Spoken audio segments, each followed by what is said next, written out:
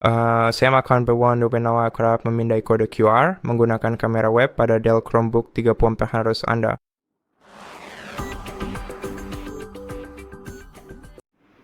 Untuk melakukannya, mari kita buka menu peluncur dan cari aplikasi kamera di sini. Setelah Anda menemukan aplikasi kamera, buka aplikasi tersebut. Lalu jika aplikasi meminta izin untuk menggunakan kamera, tentu saja berikan izin tersebut. Kemudian arahkan kode QR Anda ke kamera perangkat Anda. Pilih Pindai di bagian bawah sini. Kemudian silakan Anda pilih menu kode QR dan tempatkan kode QR tersebut ke dalam kotak yang tersedia tepat di bagian tengah layar perangkat Anda. Anda akan melihat tautannya yang diberikan oleh kode QR Anda. Mari kita salin, tutup aplikasi kamera, dan buka tautan tersebut menggunakan peramban web.